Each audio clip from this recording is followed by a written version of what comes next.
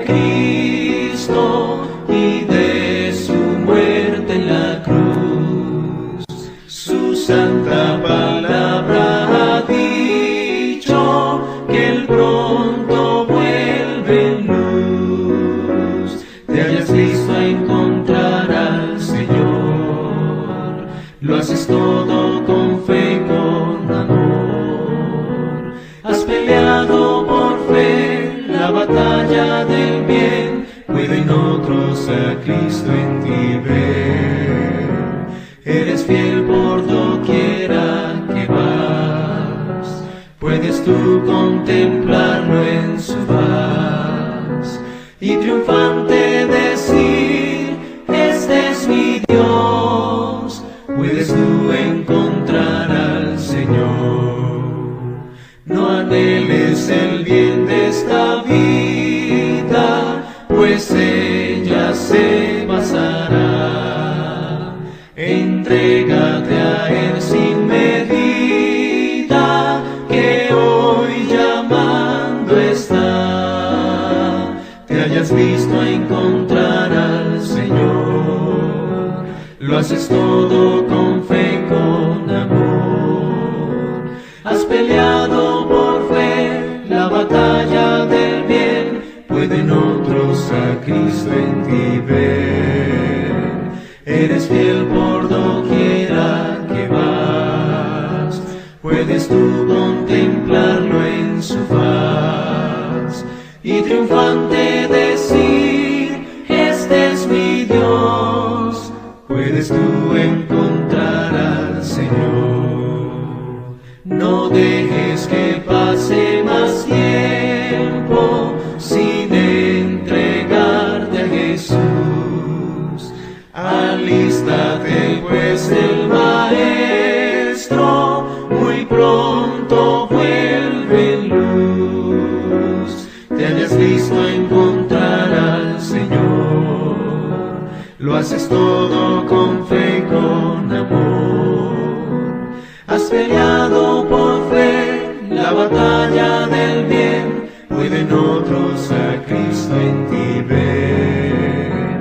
Eres fiel por doquiera que vas, puedes tú contemplarlo en su faz y triunfante decir: este es mi Dios. Puedes tú encontrar al Señor.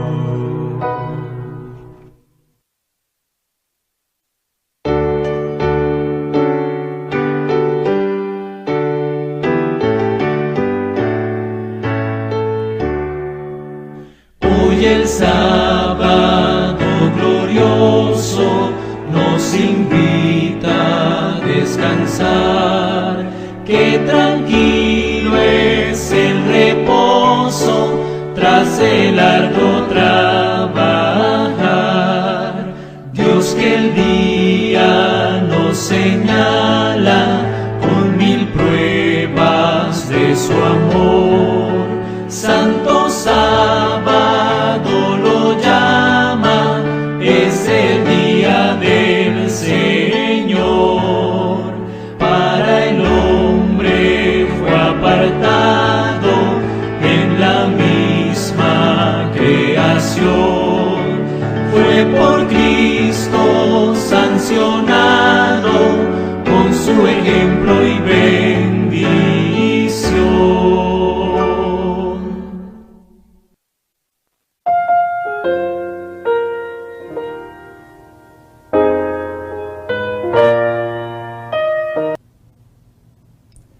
Me da mucho gusto saludarles, queridos hermanos y hermanas, en el nombre de nuestro Señor Jesucristo.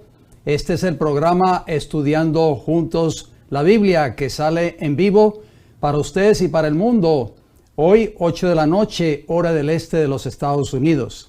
Es un placer nuevamente poder reencontrarme con cada uno de ustedes. El programa de hoy es un programa muy, pero muy importante. Espero que sea de mucha bendición para cada uno de ustedes. Recuerden que estamos saliendo en vivo en estos momentos por 3 plataformas: El Heraldo del Tercer Ángel en YouTube, en Facebook y en Rumble. Todas estas 3 plataformas bajo el mismo nombre. Antes de entrar de lleno a la presentación de este mensaje de hoy, quiero por anticipados desearles un feliz y bendecido sábado. Vamos a tener una palabra de oración, por favor. Si ustedes desean acompañarme, yo me voy a arrodillar y voy a pedir la bendición de mi Padre Celestial. Oremos, por favor. Querido Padre Celestial, en esta hora le doy gracias, Señor. Hoy día viernes, día de preparación, que nos da otra vez la oportunidad a nuestros hermanos y hermanas, amigos y amigas que están en sintonía de esta programación, estudiar juntos nuevamente su palabra. Pedimos que el Espíritu Santo dirija esta programación en el día de hoy. Pedimos, Señor, que usted tome control de estos aparatos, de estas cámaras, en fin, y usted pueda, Señor, llevar este mensaje a toda nación, tribu, lengua y pueblo. Usted nos ha mandado a predicar este mensaje en el tiempo del fin. Mateo capítulo 24, Apocalipsis capítulo 14. Así que le pedimos de todo corazón, Padre, que usted sea un instrumento para que este mensaje pueda llegar a lo ancho y largo de este planeta Tierra. Bendiga, Señor, esta programación, que sea el Espíritu Santo el que abra nuestro entendimiento y nos dé sabiduría para entender su palabra. En el nombre de Cristo Jesús se lo pedimos y le damos las gracias. Amén, Señor. Bien, mis queridos hermanos y hermanas, nuevamente me siento agradecido al Señor por estar de nuevo con cada uno de ustedes, compartiendo el mensaje de la palabra de Dios. Recuerden que este es el programa Estudiando Juntos la Biblia. No se olvide de visitar nuestro canal en YouTube, El Heraldo del Tercer Ángel. Vaya siempre a la lista de encasillados o al encasillado que dice listas o playlist en inglés y busque cada una de esas carpetas que tenemos allí preparadas con diferentes temas muy importantes para usted. Si usted no ha visitado ese canal, recuerde de suscribirse a este canal, El Heraldo del Tercer Ángel en YouTube. No se olvide de activar la campanita y todas las notificaciones para que de esa manera, cada vez que este programa esté saliendo en vivo o alguna otra programación a través de esta plataforma, usted va a recibir una notificación a su teléfono inteligente o tableta para que así usted pueda sintonizarnos cada vez que esta señal sale en vivo o cada vez que se sube un programa nuevo a nuestras plataformas. No se olvide darle un like a estos mensajes. De esa manera tendremos la posibilidad de que cada vez que un usuario abra el canal de YouTube, este programa pueda salir allí en pantalla. Por eso es que de esa manera trabaja YouTube. Nosotros no pedimos likes para ganar popularidad o fama, hermanos y hermanas, porque muchas personas me preguntan, ¿y para qué usted pide que se le dé un like a estos mensajes? La razón por la cual YouTube, cuando ves que monitorea un video y entre más likes ese video tenga o ese programa, hay más probabilidades de que este mensaje pueda salir en primera línea cada vez que un usuario en cualquier parte del mundo abre YouTube en su computadora, teléfono inteligente o tableta. De esa manera, queridos hermanos y hermanas, el Señor va a permitir que otras personas que viven en otros países de Latinoamérica o el mundo escuchen también estos mensajes de salvación para este tiempo del fin. Así que por eso les pido su ayuda y su colaboración. Bien, vamos entonces a entrar de lleno a la presentación de este tema de hoy. Seguimos haciendo un pequeño paréntesis de la serie que hemos estado dando en programas anteriores o en semanas anteriores. No hemos terminado esa serie, solamente quise hacer un paréntesis porque hay ciertos otros mensajes que quisiera tocar y que son muy importantes y que tienen que ver con nuestra salvación, por supuesto. Bien, como ustedes ven ahí en pantalla, estoy tocando unos temas acerca de las profecías del libro de Daniel. Y hoy no es la excepción, por supuesto. Hoy voy a hablarles acerca de la profecía, o vamos a estudiar juntos, la profecía de las 2300 tardes y mañanas. De hecho, esta es la profecía de tiempo profético más larga que se encuentra en las Sagradas Escrituras. Y ustedes ven ahí en vuestras pantallas el título, la profecía de las 2300 tardes y mañanas. Y entonces hay un subtítulo en la parte de abajo. Vamos a ir contestando esa pregunta a medida que vamos a ir desarrollando este programa. Está a tiempo todavía, querido hermano y hermana que me escucha en estos momentos, de enviarle este enlace a cualquier familiar suyo. Envíale este enlace a cualquier persona que usted conoce, a cualquier persona de sus contactos. Hágalo en estos momentos para que así esa persona puedan escuchar este mensaje de hoy. Es un mensaje de suma importancia. Y recuerden de tener siempre sus libretas a la mano, sus cuadernos, para que vayan anotando cada uno de estos textos que vamos a ir leyendo ahí en pantalla o alguna cita que yo ponga allí en pantalla. Recuerden también que va a aparecer, usted va a ver varios textos que voy poniendo ahí en vuestras pantallas y que va a aparecer corchetes en medio de los textos. Recuerden que esas frases o esas palabras que están entre corchetes, yo las voy agregando a los textos para así explicar mejor el texto y así nosotros, tanto ustedes como este servidor quien les habla, los podamos entender mejor. Regresemos entonces al título de este programa de hoy, la profecía de las 2300 tardes y mañanas. Entonces, hay una pregunta en la parte de abajo que ustedes ven allí en vuestras pantallas. ¿Por qué soy adventista del séptimo día? Esa es la pregunta que vamos a ir tratando de contestar a través de este programa. ¿Por qué yo, este servidor quien les habla, soy adventista del séptimo día o profeso la fe adventista del séptimo día? Ustedes ven ahí ese compás profético. El compás profético de las 2300 tardes o mañanas, o como se le conoce la profecía de los 2300 años, que abarca un periodo desde el año 457 a.C.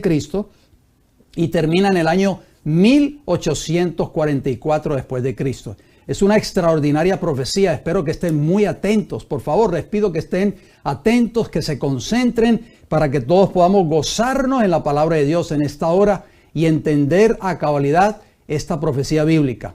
Bien, vamos entonces a la parte introductoria. Daniel 8:14, ahí está la profecía bíblica que habla de las 2300 tardes y mañanas. Y él dijo, o sea, el ángel le dice al profeta Daniel, hasta 2300 tardes y mañanas, que es igual a hasta 2300 días, pero como una profecía bíblica, equivale a 2300 años. Hasta 2300 tardes y mañanas, luego el santuario será purificado. Vamos a tocar mucho acerca del santuario en este estudio de hoy. ¿Por qué es tan importante el tema del santuario? Usted se preguntará. En nuestro programa de la semana pasada, ustedes recordarán, estudiamos la primera porción de tiempo profético que forma parte de la profecía de las 2300 tardes y mañanas o años, que fue la profecía de las 70 semanas o 490 años. Ustedes recordarán, eso lo estudiamos en el programa de la semana pasada. Si usted nos está sintonizando tal vez, querido hermano y hermana que me escucha en esta hora por primera vez, yo le exhorto a que entre al canal El Heraldo del Tercer Ángel en YouTube, vaya al encasillado que dice listas y busque la carpeta o el archivo que dice serie Profecías de Daniel. Ahí usted va a encontrar el tema número 1 que habla de la profecía de las 70 semanas. Bueno, este periodo de tiempo, o sea, las 70 semanas, fue dado únicamente para la nación judía, tal y como lo especifica el profeta Daniel. Vamos a leerlo nuevamente.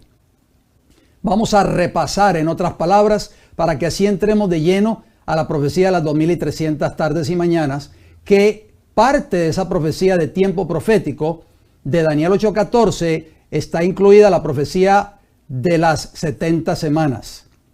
Daniel capítulo 9, versículos 24 y 25. ¿Qué nos dice el Señor en su palabra? 70 semanas están determinadas. En hebreo esa palabra determinadas, por eso yo lo agrego ahí entre corchetes, quiere decir cortadas. Sobre tu pueblo, el pueblo judío, y sobre tu santa ciudad, o sea, la ciudad de Jerusalén, para terminar la prevaricación y poner fin al pecado y expiar la iniquidad, para traer la justicia perdurable y sellar la visión y la profecía y ungir al santo de los santos. Versículo 25 de Daniel capítulo 9. Sabe pues y entiende que desde la salida de la orden para restaurar y edificar a Jerusalén hasta el Mesías príncipe, o sea, hasta que Cristo apareciera en esta tierra, Habrá primero 7 semanas, que es igual a 49 años, que ese fue el tiempo que tomó para restaurar y edificar nuevamente a Jerusalén, que estaba en ruinas por causa del cautiverio babilónico y la invasión del rey Nabucodonosor. Y 62 semanas, que son un equivalente a 434 años, eso nos lleva hasta la aparición del Mesías príncipe. Se volverá a edificar la plaza y el muro en tiempos angustiosos. Todo esto lo explicamos en el tema de la semana pasada. Daniel 9, 26 y 27, ¿qué nos dice? Dice Daniel 9, 26, y después de las 62 semanas se quitará la vida del Mesías. Todo estaba profetizado que Cristo tenía que morir cuando viniera a esta tierra. Pero si los discípulos y los líderes de la nación judía hubiesen escudriñado detenidamente esta profecía bíblica, pues no se hubiesen llevado el chasco que se llevaron. Mas no por sí. Y el pueblo de un príncipe que ha de venir destruirá la ciudad y el santuario. Esto tomó lugar en el año 70 después de Cristo. Y su fin será con inundación, y hasta el fin de la guerra durarán las devastaciones. Versículo 27, y por otra semana confirmará el pacto con muchos. Eso yo lo pongo ahí entre corchetes, 7 años, porque una semana en profecía bíblica es igual a 7 años. ¿Cuántos días tiene una semana? 7 días. O sea, desde el año 27, cuando Cristo es bautizado, o sea, el año 27 después de Cristo, de nuestra era, Jesús es bautizado en el Jordán por Juan el Bautista, hasta el año 34 después de Cristo hay 7 años. Dice, y por una otra semana confirmará el pacto con muchos. A la mitad de la semana hará cesar el sacrificio y la ofrenda. O sea, 3 años y medio después del bautismo de Cristo, Jesús es crucificado en la cruz del Calvario, y eso fue exactamente en el año 31 de nuestra era. Entonces, Cristo desde el año 27 comenzó a predicar el evangelio del reino, como vemos allí en el versículo 27 de Daniel 9, que ustedes lo están leyendo ahí en pantalla. Y predicó 3 años y medio, muere en la cruz del Calvario, resucita al tercer día conforme a la Escritura, está en esta tierra 40 días más y es llevado al cielo. Los 3 años y medio restantes, que terminaron en el año 34, ahí termina la profecía de las 70 semanas o 490 años para el pueblo judío específicamente, que es parte de la profecía de las 2300 tardes y mañanas. Lo terminan esos 3 años y medio los discípulos con la predicación del evangelio. Ahí ustedes ven ahí una gráfica básicamente de la profecía de las 70 semanas. Y como está ahí en el título del centro, dice, dada solo para el pueblo judío. Entonces comienza a correr en el año 457 a.C. con el edicto del rey Artajerjes para que los judíos volvieran de nuevo a Jerusalén a reedificarla. Pues esa reedificación tomó 7 semanas, o sea 49 años, casi 50 años prácticamente, y nos lleva hasta la aparición del Mesías príncipe, o sea 434 años después de que Artajerjes firma el edicto, casi 5 siglos prácticamente. En el año 27 aparece el Cordero de Dios que quita el pecado del mundo, como lo menciona Juan cuando lo vio venir a acercarse al río Jordán en Juan 1:29. Entonces, a la mitad de la semana, o sea, en el año 31, 3 años y medio después de su bautismo, Jesús está muriendo en la cruz del Calvario por nosotros, y 3 años y medio después termina la profecía de las 70 semanas, que fue dada única y exclusivamente para la nación judía o para el pueblo judío, con el rechazo final de la nación judía del evangelio, de los que predicaban el evangelio, y también de Jesucristo, o sea, en el año 34, con el apedreamiento de Esteban. Veamos, por favor. La profecía de las 70 semanas o 490 años de Daniel 9:24 terminó en el año 34 después de Cristo con el apedreamiento de Esteban, el primer mártir cristiano, y el rechazo final de la nación judía al evangelio de Jesucristo. Vamos a ver qué nos dice la Escritura en Hechos 7, 59 y 60. Esto toma lugar cuando, por orden del Sanedrín judaico, los judíos apedrean a Esteban cuando les predicó el evangelio de salvación. Dice el versículo 59 de Hechos 7, y apedreaban a Esteban mientras él invocaba y decía, Señor Jesús, recibe mi espíritu. Versículo 60. Y puesto de rodillas, clamó a gran voz: Señor, no les tomes en cuenta este pecado. Y habiendo dicho esto, durmió. Fue muerto vilmente, ¿verdad? Y ahí pues prácticamente la nación judía selló su rechazamiento final como pueblo escogido de Dios en esta tierra. ¿Por qué? Porque Dios ya había profetizado en Daniel 9:24 que les iba a dar un periodo de 70 semanas, o sea, 490 años para que se arrepintieran, y sin embargo no lo hicieron. Vamos a leer Hechos de los Apóstoles, capítulo 8, versículo 1. ¿Qué dice? Y Saulo. ¿Quién es Saulo, queridos hermanos y hermanas? Nosotros sabemos quién es Saulo, el que después llegó a ser el gran apóstol Pablo, pero en ese tiempo, cuando esto toma lugar, cuando el apedreamiento de Esteban, Saulo todavía era un judío no convertido, no había conocido el evangelio. Y dice, y Saulo consentía en su muerte. Por eso yo lo agrego ahí entre corchetes, como se los dije anteriormente, o sea, la muerte de Esteban. Está hablando de que Saulo participó de la muerte de Esteban. En aquel día, ¿qué sucedió? Hubo una gran persecución contra la iglesia que estaba en Jerusalén, y todos fueron esparcidos por las tierras de Judea y de Samaria, salvo los apóstoles. Esto toma lugar en el año 34, y ahí termina prácticamente la profecía de las 70 semanas de Daniel 9:24. Vamos a ver qué escribió Elena G. de White, esta gran escritora inspirada por Dios. Escribió lo siguiente: son muchas las preciosas verdades que contiene la palabra de Dios, pero es la verdad presente lo que el rebaño necesita. Pero los temas como el santuario, oigan bien, en relación con los 2300 días, eso lo estamos estudiando en esta hora, los mandamientos de Dios y la fe de Jesús son perfectamente adecuados. ¿Para qué? Para explicar el movimiento adventista pasado y cuál es nuestra posición actual, establecer la fe de los que dudan y dar certidumbre al glorioso futuro. Primeros Escritos, extraordinaria declaración, página 63. Voy a dejar unos segundos ahí esa cita para que ustedes y yo meditemos por unos segundos. ¿Cuáles temas ella exhorta a la iglesia a que se deben estar escuchando en estos tiempos que estamos viviendo, sobre todo en estos tiempos antes del cierre de la gracia? Temas como la verdad presente, obviamente, pero temas como el santuario en relación con los 2300 días, los mandamientos de Dios y la fe de Jesús. Es triste decirlo, hermanos, y lo digo con mucho respeto, de que hay muchas personas de la fe adventista que tal vez me están escuchando en estos momentos que no conocen estos temas. Primero, porque no se preocupan por estudiarlos, y segundo, no los escuchan en sus iglesias. Pero estos son los temas, dice ella, que van a explicar el movimiento adventista. Muchos hoy tampoco no saben por qué son adventistas del séptimo día. Yo soy adventista del séptimo día porque me trajeron a esta iglesia, me gustó y aquí me quedé. No, mis queridos hermanos, esa no debe ser la razón por la cual usted debe ser adventista del séptimo día. Hay una razón importante, lo vamos a ver a través de este estudio. Por eso yo hice la pregunta al principio de este mensaje de hoy: ¿por qué yo soy adventista del séptimo día?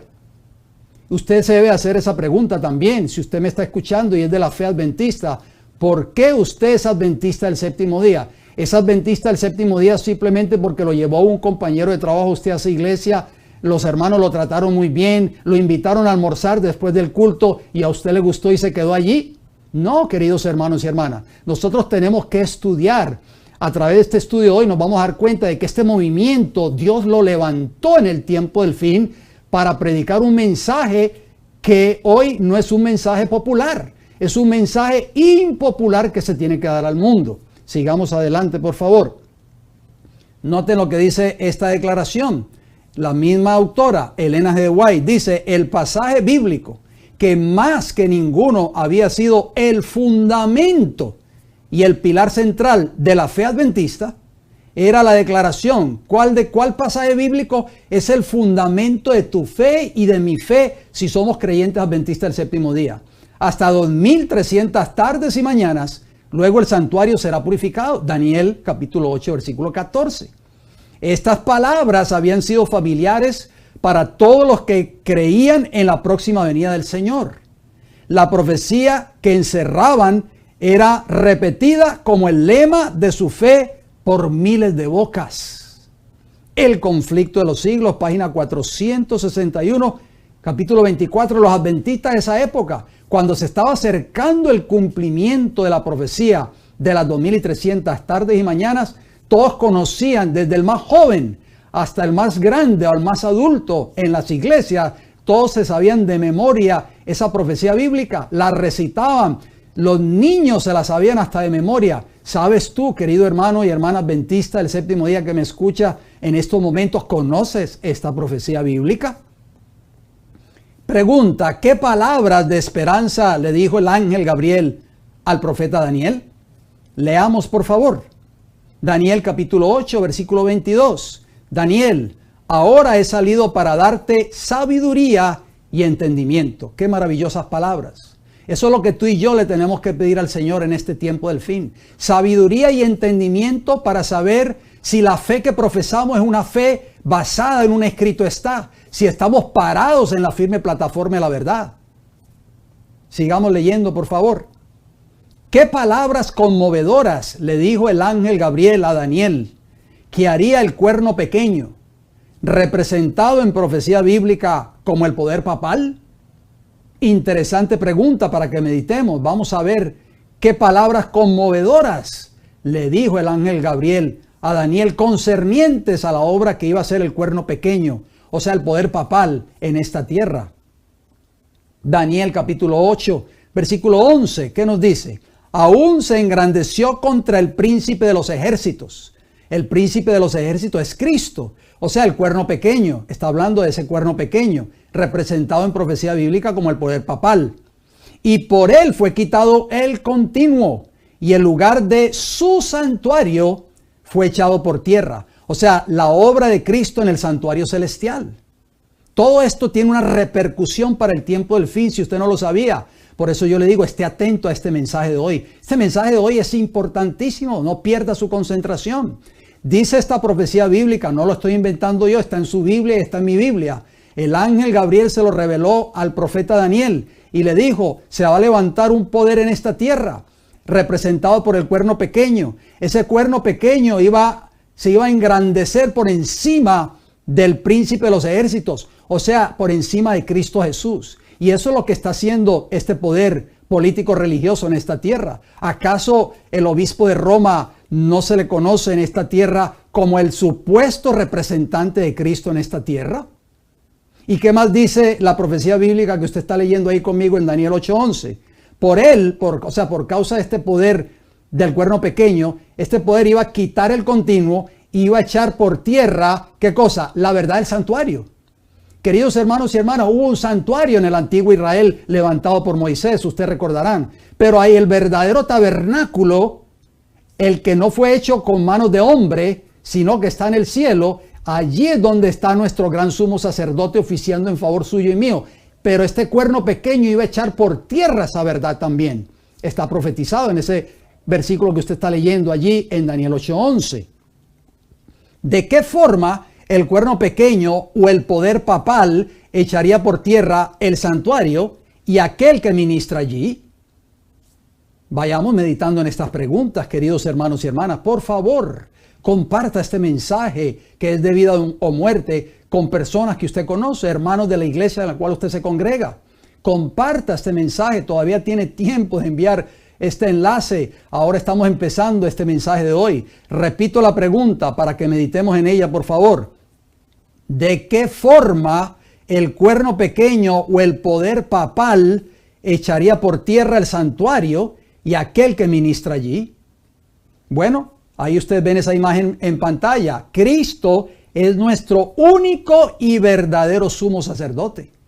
¿Y dónde está oficiando Él en estos momentos? En el santuario celestial, el verdadero tabernáculo. No el que levantó el hombre, sino que fue Dios mismo. Hebreos capítulo 8, versículo 1 y 2. Noten lo que abundó el apóstol Pablo. Leamos juntos, por favor. Hebreos 8:1 dice, ahora bien, el punto principal de lo que venimos diciendo es que tenemos tal sumo sacerdote No se le olvide esa palabra, sumo sacerdote. Por eso yo la subrayo. Si yo subrayo algunas palabras en algunos textos, es por algo, hermanos y hermanas. Son palabras claves que no las podemos pasar por alto. Dice que tenemos un sumo sacerdote, el cual se sentó a la diestra del trono de la majestad en los cielos. ¿Quién fue el que se sentó a la diestra del trono de Dios allá en los cielos? Cristo Jesús, por supuesto. Ningún ser humano subió al cielo y se sentó a la diestra del trono de Dios en los cielos. Versículo 2, ¿qué dice? Hebreos 8:2. Ministro del santuario, lo repite por segunda vez la palabra santuario. ¿Que iba a echar el cuerno pequeño por tierra? La verdad del santuario. Ministro del santuario y de aquel verdadero tabernáculo que levantó ¿quién? El Señor y no el hombre.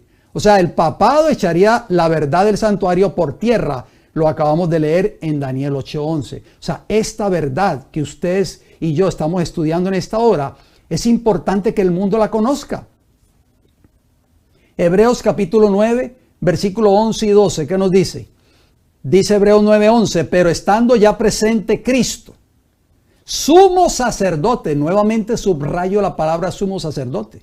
O sea, Cristo es nuestro sumo sacerdote. ¿Qué más iba a ser el cuerno pequeño de acuerdo a Daniel 8:11? Que se iba a exaltar por encima del príncipe de los príncipes. Ya lo vamos a ver a continuación. Dice que Cristo, sumo sacerdote de los bienes venideros, por el más amplio y más perfecto tabernáculo. O sea, el santuario en el cielo. Está hablando el apóstol Pablo allí en Hebreos 9:11. Está hablando de ese tabernáculo donde está Cristo, nuestro sumo sacerdote. No hecho de manos, vuelve y lo repite. Es decir, no de esta creación. O sea, no está hablando del tabernáculo que levantó Moisés en el desierto. Versículo 12 de Hebreos 9. Y no por sangre de machos cabríos ni de becerros, porque en el santuario terrenal se sacrificaban animales, sino por su propia sangre. Y yo pongo ahí entre corchetes, María no murió ni derramó su sangre en la cruz por nosotros. Y usted dirá, ¿y yo por qué tengo que incluir a María ahí en ese texto? Ya lo vamos a leer a continuación. Entró una vez para siempre en el lugar santo, habiendo obtenido eterna redención. ¿Quién fue el que obtuvo la redención de tu vida y de mi vida en la cruz del Calvario? ¿Fue la Virgen María? ¿Fue algún santo? No, fue Cristo Jesús, nuestro gran sumo sacerdote.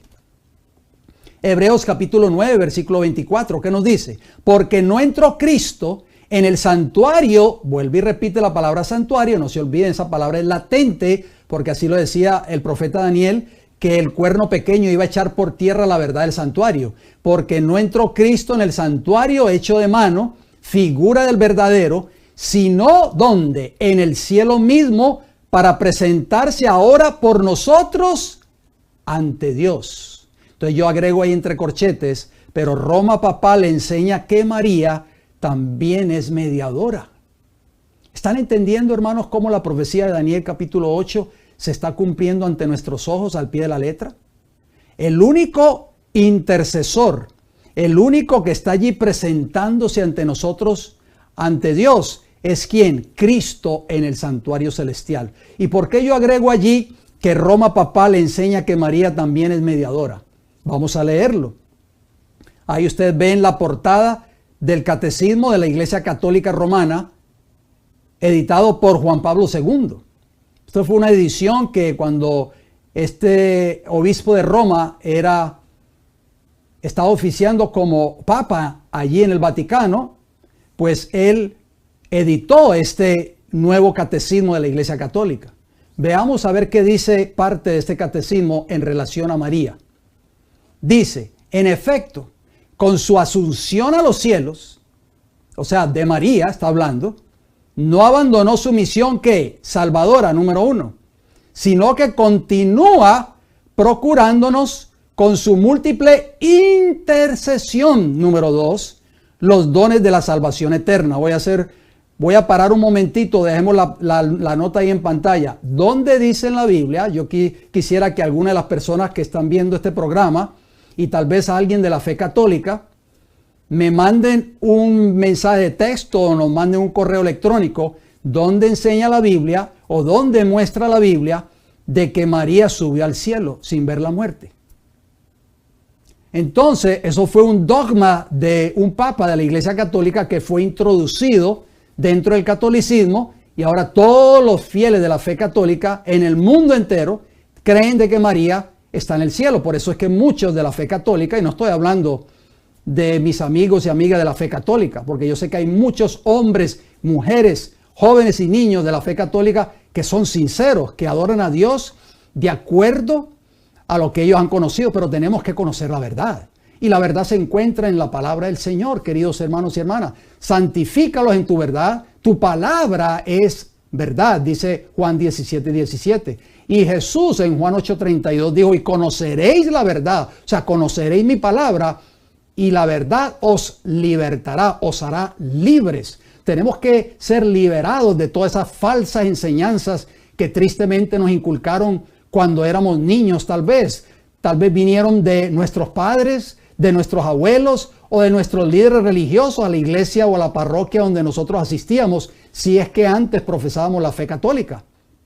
Por eso dice este catecismo, volviendo a la cita, que María fue llevada a los cielos y está haciendo doble trabajo allá en el cielo supuestamente. Es salvadora y es intercesora. Pero noten cómo termina la cita. Por eso la Santísima Virgen es invocada en la iglesia, por supuesto la iglesia católica, con los títulos de ¿qué? De abogada, auxiliadora, socorro y mediadora.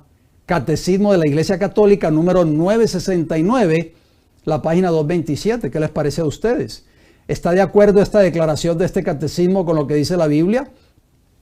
Vamos a leerlo, vamos a dejarnos llevar por un escrito está. Por eso Jesús dijo, y conoceréis la verdad, y la verdad os hará libres. Bueno, Hechos 4:12, solo en quien encontramos salvación, y en ningún otro, oigan bien, por eso yo lo subrayo, no hay otro fuera de Jesús, en ningún otro hay salvación. O sea, se está refiriendo a Cristo, porque no hay otro nombre bajo el cielo dado a los hombres en que podamos ser salvos. En otras palabras, ¿qué dice la Biblia? Comparemos, por favor, pongamos la balanza. La Biblia dice que no hay otro nombre debajo de la tierra que haya sido dado a los hombres en quien ustedes y yo podamos ser salvos. Solo ese nombre se llama Cristo Jesús. ¿Y qué dice Roma papal? No, la Virgen María también es salvadora, es nuestra salvadora. Bueno, entonces ¿a quién le vamos a creer? ¿Lo que dice la palabra de Dios o lo que dice el catecismo de la Iglesia Católica? Hebreos 7:25, ¿qué nos dice? Por lo cual puede también salvar perpetuamente. Está hablando Cristo, no la Virgen María, porque la Virgen no es salvadora. Ella no murió por ustedes ni por mí en la cruz del Calvario. Por lo cual puede también salvar perpetuamente a los que por Él, o sea, por Cristo, por Él, no por ella, por Él se acercan a Dios. Fíjese que ese Él es masculino, no es femenino. No dice por ella, dice por Él se acercan a Dios. O sea, nosotros a través de Cristo podemos acercarnos a Dios, como dice Juan 14:6. Yo soy el camino, la verdad y la vida. Nadie viene al Padre sino por mí. Entonces, ¿cómo termina Hebreos 7:25? Viviendo siempre, ¿para qué? Para interceder por ellos. ¿Qué decía el catecismo de la Iglesia Católica? Que también María es intercesora. Dice, con su múltiple intercesión. Por eso yo subrayé esas dos palabras. Y la tercera palabra clave que subrayé es mediadora. Estamos viendo lo que dice la palabra del Señor, ¿verdad, queridos hermanos y hermanas? ¿Qué dice 1 Juan 2:1? Hijitos míos, estas cosas os escribo para que no pequéis. Y si alguno hubiere pecado, abogado, esa palabra en griego, GR, esa abreviación para griego, yo la busqué en el original en griego, la palabra abogado, como aparece en nuestras Biblias, y es paracletos. Y paracletos significa intercesor. Entonces tenemos un intercesor en el cielo, no una intercesora. Un intercesor tenemos para con el Padre. ¿Quién, queridos hermanos y hermanas? Díganme por favor, a Jesucristo el justo. O sea, la palabra de Dios es clara. Estos textos que yo le estoy citando, hasta un niño los puede entender. Primera de Timoteo 2:5, el apóstol Pablo entendió esta verdad que usted y yo estamos estudiando en esta hora. Primera de Timoteo 2:5 nos dice, porque hay un solo Dios y un solo mediador. ¿Cuántos mediadores hay? ¿Uno o dos? La Biblia dice que hay uno solo. Pero el catecismo católico decía que María también es mediadora. Pero la Biblia dice que hay un solo mediador entre Dios y los hombres. ¿Cómo se llama? Jesucristo hombre. La palabra de Dios echa por tierra las mentiras del catecismo de la Iglesia Católica. Por eso es que tenemos que escudriñar las Escrituras, queridos hermanos y hermanas. Por eso Jesús dijo, y conoceréis la verdad. Cuando ustedes conozcan la verdad, que es mi palabra, ustedes van a ser libres de todas estas falsas enseñanzas que nos fueron inculcadas, tal vez por la ignorancia de nuestros padres, nuestros abuelos, nuestros bisabuelos, porque ellos también fueron enseñados de la misma manera. A Juan en la isla de Patmos se le muestra el verdadero santuario en el cielo. Leamos, por favor. Apocalipsis capítulo 11, versículo 19, ¿qué nos dice? Y el templo de Dios fue abierto en el cielo. ¿Dónde fue abierto? En el cielo. Allá está el verdadero tabernáculo, queridos hermanos y hermanas. Allá está el verdadero santuario, hecho por Dios, no hecho por mano de hombre. Fue abierto en el cielo. ¿Y qué ve Juan? Y el arca de su pacto se veía en el templo. ¿Qué vio Juan, queridos hermanos y hermanas? Vio el arca del pacto. Allá está la verdadera arca del pacto. Y hubo relámpagos, voces, truenos, un terremoto y grande granizo. Entonces, para que nosotros tengamos una idea de ese santuario que hay en el cielo, pues vamos a leer este texto. Hechos capítulo 7, versículo 44. ¿Por qué? Porque Juan ve allí en el libro de Apocalipsis, o escribiendo el Apocalipsis en la isla de Patmos, él ve el cielo abierto y ve, ¿qué cosa? El templo de Dios en el cielo. Y el arca de su pacto allí en el templo. ¿Y dónde se encontraba el arca del pacto en el santuario terrenal? Ya lo vamos a ver a continuación. Leamos primero Hechos 7:44. Tuvieron nuestros padres el tabernáculo del testimonio. Ese es otro sinónimo para pacto. Ahí yo lo pongo entre corchetes, pacto, de acuerdo a Hebreos 9, 3 y 4. Allí está hablando de los padres, o sea, el Israel antiguo en los días de Moisés. ¿Qué tuvieron ellos? El tabernáculo, o sea, el santuario del testimonio. ¿Dónde? En el desierto. Como había ordenado Dios cuando dijo a Moisés que lo hiciese conforme al modelo que había visto, de acuerdo a Éxodo 25, 9 y versículo 40. Vamos a dejar ese texto ahí por unos segundos en pantalla, por favor. Hermanos, por favor. No necesitamos ser científicos de la NASA para entender este versículo 44 de Hechos capítulo 7. Lo que está hablando este texto allí es que los padres, o sea, los israelitas de antiguo, en los días de Moisés, tuvieron un tabernáculo o un santuario, que es lo mismo, en el desierto. O sea, ese fue el tabernáculo que levantó Moisés en el desierto. Y se le conoce el tabernáculo del testimonio porque al arca, donde se encontraba la ley de Dios, allí se encontraba el testimonio de Dios para su pueblo. Por eso se le conocía como el arca del pacto o el arca del testimonio. Entonces, dice que ese santuario fue levantado por Moisés y Moisés lo hizo conforme ¿a qué? Al modelo que había visto. Entonces, ¿qué modelo le mostró Dios a Moisés allí en el monte, queridos hermanos y hermanas? El original, el que hay en el cielo, queridos hermanos y hermanas. Ya estamos viendo que Juan vio en ese santuario y ve otros objetos más, que eso será un tema de estudio en otra oportunidad. Ve el arca del pacto. ¿Y había un arca del pacto en el santuario terrenal? ¿Sí o no? Por supuesto que sí. Ahí ustedes ven una imagen para que nosotros refresquemos nuestras mentes con el santuario terrenal. Estaba la puerta de acceso que daba al patio, por supuesto, pero el santuario en sí, en el primer departamento, que era el lugar santo, se encontraban 3 muebles.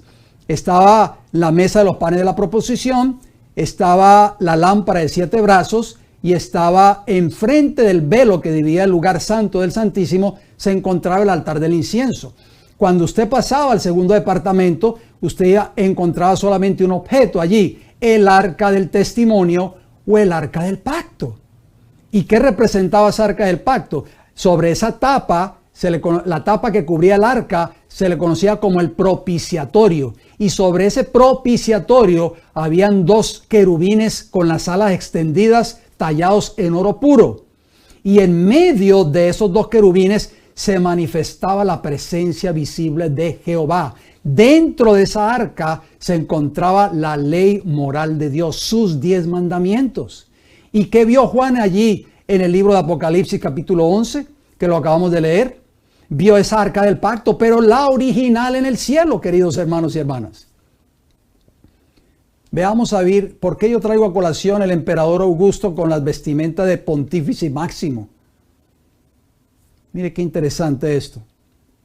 En la antigua Roma, de una nota de una enciclopedia que se llama wikipedia.com, dice que en la antigua Roma el título de Pontífice Máximo, en latín Pontifex Maximus, se otorgaba al principal sacerdote del colegio de pontífices y era el cargo más honorable en la religión romana. En los inicios de la República Romana, el título tenía influencia meramente religiosa, pero fue ganando poder en el ámbito político hasta la época de Augusto. O sea, los césares de Roma adoptaron ese título de Pontifex Maximus, o sea, sumo pontífice o pontífice máximo, cuando el emperador lo asoció a la dignidad imperial. O sea, los césares de Roma terminaron llamándose a sí mismos como Pontifex Maximus, o sea, pontífice máximo. El término Pontifex significa literalmente constructor de puentes y Maximus significa literalmente el máximo, o sea, lo más grande en esta tierra. Esto podría significar constructor de puentes entre los dioses y los hombres. Wikipedia.com, ¿qué les parece a ustedes? ¿Acaso el obispo de Roma no se le reconoce con el título del representante de Cristo en esta tierra entre Dios y el hombre? Bueno, ahí usted ve un libro de portada. Portada del libro Pontifex Maximus, o sumo pontífice, refiriéndose ¿a quién? Al Papa Juan Pablo II. O sea, Roma adoptó todos estos títulos de la Roma papal, adoptó todos estos títulos de la Roma pagana.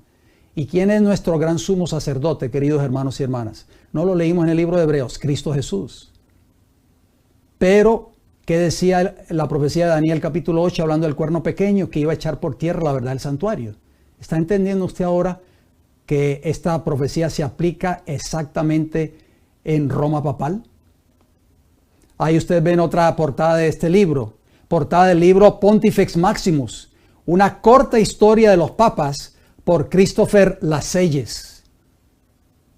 ¿Cómo se llaman los papas entonces? Pontifex Maximus, o sea, sumo pontífice.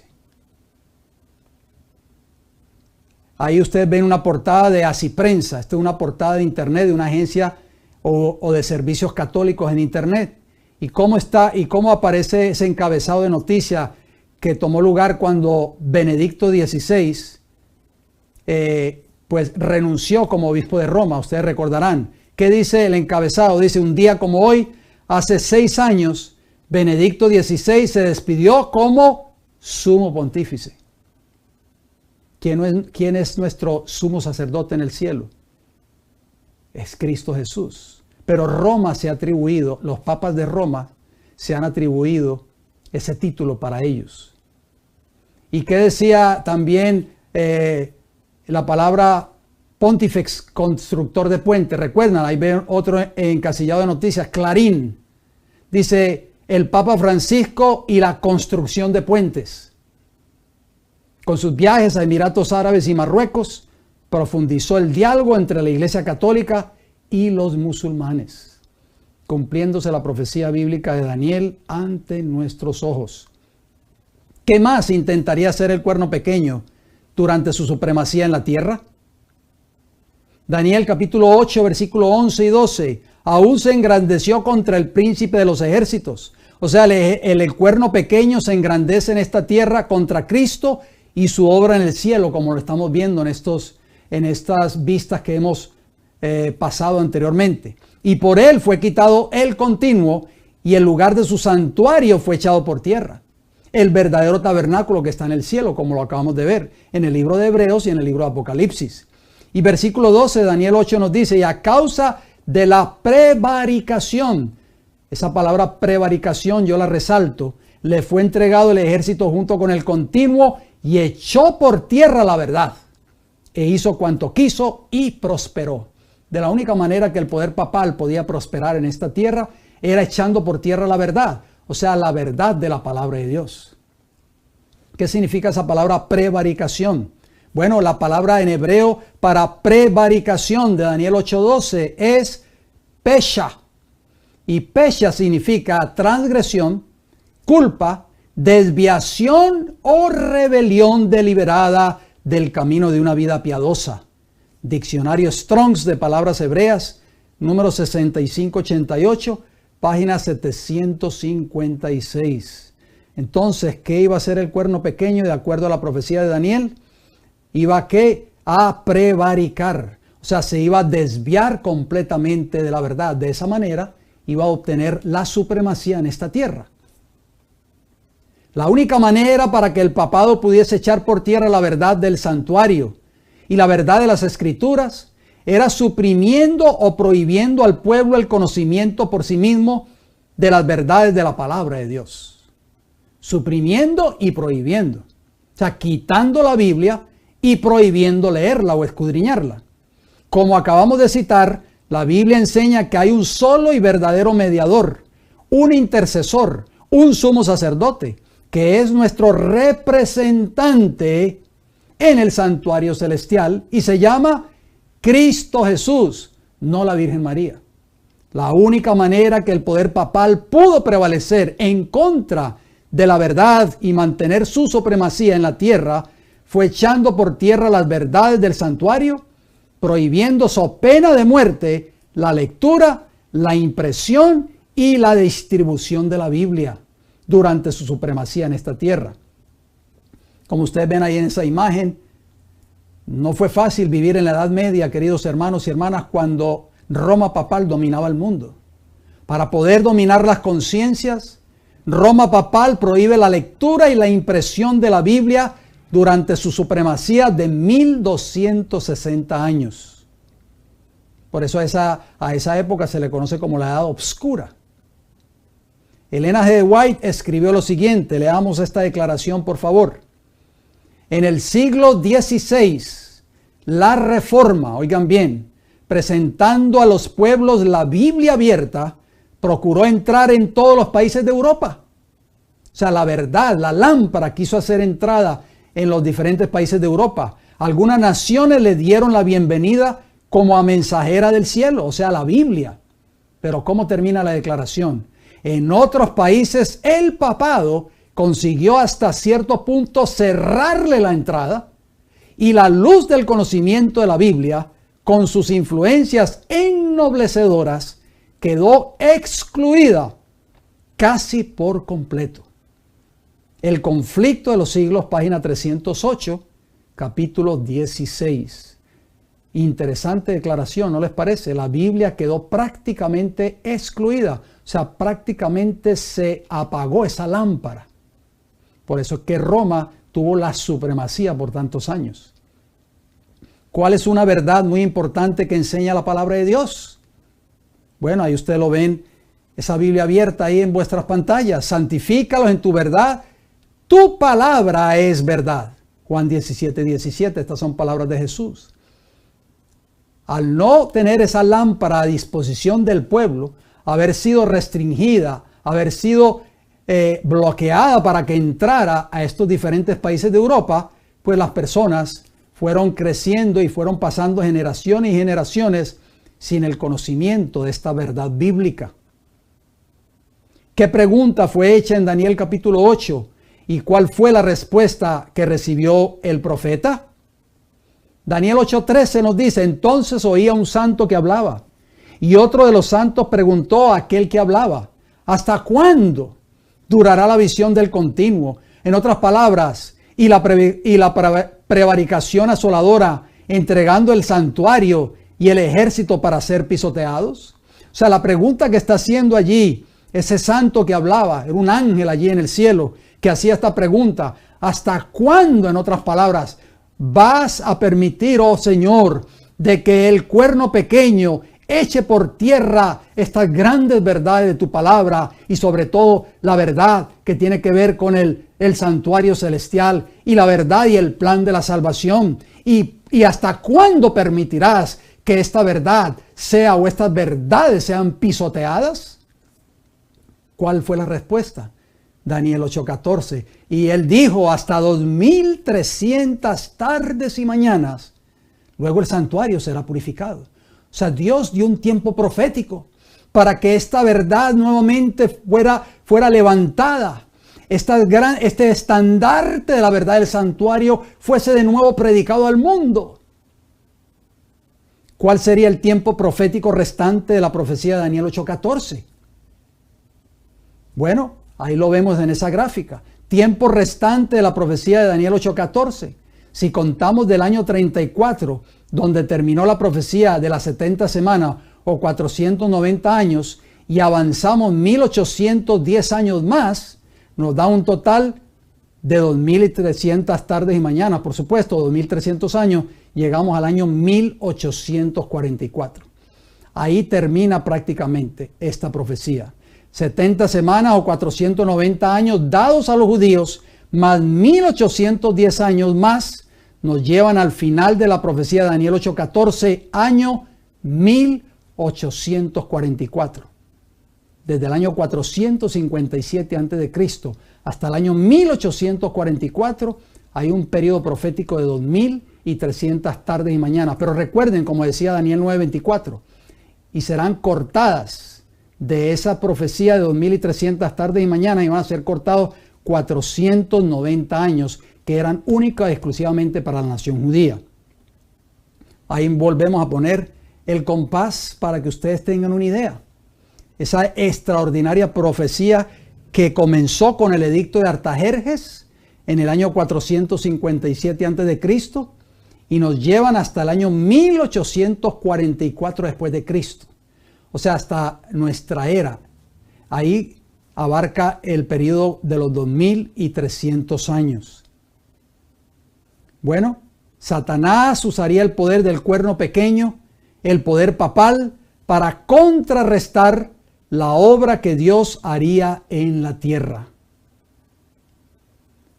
¿Qué dice esta declaración? Esta es una declaración de la señora Elena G. White, pero que se encuentra en un comentario bíblico adventista, el tomo 7A, la página 984. Nos dice: Satanás se convirtió en el antagonista declarado de Cristo. Oigan bien, antagonista, estar en contra de la verdad de Dios, de la verdad de Cristo a través de su palabra. Plantó el estandarte, o sea, la bandera de la rebelión en la tierra, y alrededor de él se agruparon sus simpatizantes. O sea, Satanás, a través del poder del cuerno pequeño en esta tierra, se convirtieron en antagonistas de la verdad enseñada por Jesús en su palabra, y plantaron su estandarte en esta tierra. Continuaba el tiempo profético de Daniel 8:14. El tiempo de la profecía de Daniel 8:14 seguía corriendo. Si contamos del año 34 después de Cristo, cuando terminó la primera porción de esta profecía, o de las 70 semanas o 490 años, y llegamos al año 538 después de Cristo. Y usted dirá: ¿y por qué paramos en el año 538? ¿Qué sucedió allí? Bueno, 504 años después, en el año 538 después de Cristo, se establece el poder papal en esta tierra. O sea, unión de iglesia y Estado. Por eso el Roma papal persiguió a los cristianos, que los llamó así, los autocalificó herejes. Y muchos miles y miles de cristianos perecieron en las llamas de la hoguera, con el hacha del verdugo, en prisiones, encarcelamientos, en fin, martirios o destierros, por simplemente creer en la fe de la palabra de Dios. ¿Qué sucedió en el año 538? Bueno, en el siglo VI, el papado concluyó por afirmarse. El asiento de su poder quedó definitivamente fijado en la ciudad imperial, cuyo obispo fue proclamado cabeza de toda la iglesia. ¿En qué siglo? Siglo VI.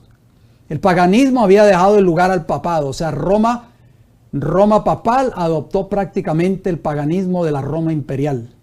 Entonces empezaron a correr los 1260 años de la opresión papal, predicha en las profecías de Daniel y en el Apocalipsis. El conflicto de los siglos, página 58, capítulo 3. Si usted tiene este libro, puede leer este extraordinario capítulo, se lo recomiendo. Ahí ustedes pueden ver esa imagen interesante. El obispo de Roma sentado y tiene en su mano derecha tiene una cruz, simbolizando a la iglesia, y en su mano izquierda tiene el poder de la espada, simbolizando al Estado, al poder civil. El papado establece su asiento de poder. ¿En qué año? En el año 538. Seguía corriendo la profecía de las 2300 tardes y mañanas. Los 1260 años del dominio temporal del Papa comenzaron en el año 538 después de Cristo y debían terminar en 1798. El conflicto de los siglos. Cito nuevamente este libro, página 309, capítulo 16. El tiempo de la profecía de Daniel 8:14 seguía corriendo. Partimos de nuevo del año 538 ahora hasta el año 1798. ¿Por qué el año 538? Porque ahí se establece el papado, como ya vimos aquí, establece su asiento de poder en esta tierra. Entonces, si partimos del año 538, llegamos al año 1798. ¿Qué sucedió allí? Bueno, ahí transcurrieron un periodo de 1260 años de supremacía papal en la tierra. Ese fue el periodo que Roma papal iba a gobernar en esta tierra, de acuerdo a la profecía de Daniel. Ya lo vamos a leer a continuación. Satanás plantó su estandarte en la tierra, contrarrestando, por eso decía la señora White que Satanás iba a plantar su estandarte en esta tierra y a él se le iban a sumar personas que estaban de acuerdo a ser antagonistas contra la verdad de Dios. Satanás plantó su estandarte en la tierra, contrarrestando así la obra de Dios a través del cuerno pequeño, o sea, el papado. ¿Qué dice Daniel 7:25? Leamos. Recuerden que ustedes vean entre corchetes, yo lo agrego al texto para que lo entendamos mejor. Ya estaba profetizado por el profeta Daniel. Daniel 7:25, y hablará palabras contra el Altísimo, o sea, el cuerno pequeño, por medio de sus falsas doctrinas. Y a los santos del Altísimo quebrantará, o sea, persecución contra la iglesia de Cristo en la Edad Media. Y pensará en cambiar los tiempos y la ley. El papado se atribuye a sí mismo este cambio, o sea, el cambio del sábado por el domingo. Y serán entregados, oigan bien, esto lo permitió Dios porque era parte del cumplimiento profético de la profecía de Daniel 8:14. Y serán entregados en su mano hasta tiempo y tiempos y medio tiempo, o sea, 3 tiempos y medio, que es igual a 3 años y medio. Y si lo sumamos en tiempo profético, es igual a 1260 días o años. Y ese tiempo abarcó desde el año 538 y terminó en el año 1798. Y usted se preguntará, ¿y qué pasó en el año 1798? Bueno, Dios no permitiría que sus planes fuesen echados por tierra completamente, o sea, para siempre, por Satanás durante ese periodo oscuro de la iglesia. Dios levantaría hombres fieles que cumplirían sus propósitos. ¿Qué dice Isaías 43:12? Vosotros pues sois mis testigos, dice Jehová, que yo soy Dios. Dios siempre tiene testigos, aunque estén tal vez en la oscuridad, pero a su debido tiempo el Señor levantará esos testigos en esta tierra. Esos testigos puede ser tú, puedo ser yo en este tiempo del fin. No quisiera ser un testigo de Dios para este tiempo del fin, para levantar este estandarte de la verdad que Dios tiene para esta hora. El tiempo de la profecía de Daniel 8:14 seguía corriendo. Si contamos del año 538, cuando se asentó el papado en esta tierra, y llegamos al año 1517, bueno, eso da un periodo de 979 años, llevaba la supremacía papal en la tierra, cuando Dios levanta a un hombre llamado Martín Lutero. Todo esto toma lugar en el marco de la profecía de las 2300 tardes y mañanas. ¿No les parece a usted algo maravilloso? ¿Qué sucedió en el año 1517? Bueno, Martín Lutero clavó las 95 tesis en la puerta del castillo de Wittenberg, en Alemania. ¿Cuándo tomó lugar este evento, queridos hermanos y hermanas? Leamos, por favor. El 31 de octubre de 1517, y yo pongo ahí entre corchetes, seguía corriendo la profecía de las 2300 tardes y mañanas. Martín Lutero surge en la plataforma profética y clava las 95 tesis en la puerta de la iglesia del castillo de Wittenberg, en Alemania, donde Lutero declara públicamente, a través de esas 95 tesis, por supuesto, una de las tantas falsas enseñanzas promovidas por Roma, las indulgencias. Y usted se preguntará, ¿y qué eran las indulgencias en esos tiempos? Bueno, eran documentos que vendía Roma para obtener las personas el perdón de los pecados, supuestamente, que rechazaban, por supuesto, la verdad bíblica de la salvación por la fe. El 31 de octubre del año 2017 se cumplió el 500 aniversario de ese gran evento. Entonces, ¿cuál fue una de las protestas de Martín Lutero, este gran reformador allí en Alemania? Era que Roma papal estaba echando por tierra la verdad. Y tal como lo había profetizado el profeta Daniel, valga la redundancia, en Daniel capítulo 8, versículo 11 en adelante, que iba a echar por tierra la verdad y también la verdad del santuario.